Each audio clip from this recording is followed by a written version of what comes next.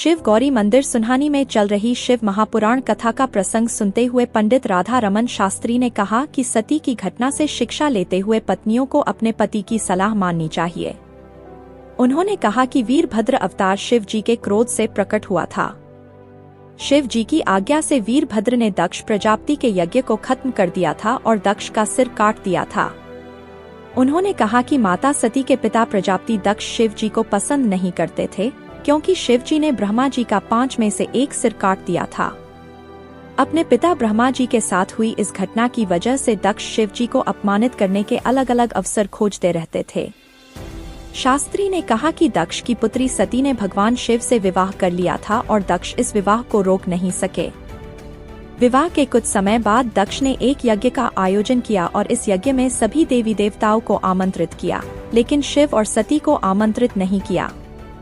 शिव जी ने देवी सती को समझाया कि बिना बुलाए हमें यज्ञ जैसे आयोजन में नहीं जाना चाहिए, लेकिन शिव जी के समझाने पर भी देवी नहीं मानी और अपने पति की आज्ञा का उल्लंघन करते हुए यज्ञ में चली गई।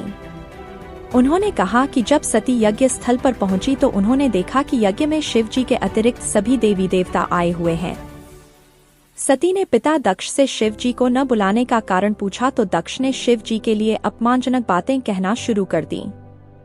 पंडित राधा रमन शास्त्री ने बताया कि शिव जी का अपमान सती सहन नहीं कर सकी और उन्होंने हवन कुंड में कूदकर अपनी देह त्याग दी। जब ये बात शिव जी को मालूम हुई तो वे बहुत क्रोधित हो गए। शिव जी के क्रोध से वीरभद्र प्रकट हुए। इसके बाद शिव जी के कहने पर वीरभद्र ने यज्ञ स्थल को उजाड़ दिया और दक्ष का सिर काट दिया। उन्होंने कहा कि पत्नियों को अपने पति की आज्ञा का पालन करना चाहिए। उन्होंने कहा कि बिन बुलाए किसी के घर न जाएं और कभी भी किसी महिला के सामने उसके पति की बुराई न करें। मंदिर के महंत अभय गिरी जी महाराज ने बताया कि 3 जून को विशाल भंडारे का आयोजन किया जाएगा, जिसमें बड़ी संख्या में श्रद्धालु भाग लेंगे। इस धान्य की भी और तीसरी कन्या जो तीसरी कन्या पितरों की थी उसका नाम पड़ा कलावती, और कलावती का विवाह हुआ वृक्ष भानुओं से और इनके घर में आई। इनके घर में कौन है? हिमालय के साथ विवाह हुआ मेनका का, तो इनके घर में पार्वती आई। जनक जी का विवाह हुआ धन्या से, तो इनके घर में सीता आई। और तीसरा प्रश्न ये है कि वृषभानु का विवाह हुआ कलावती से, तो इनके घर में कौन है? कौन है? राधा।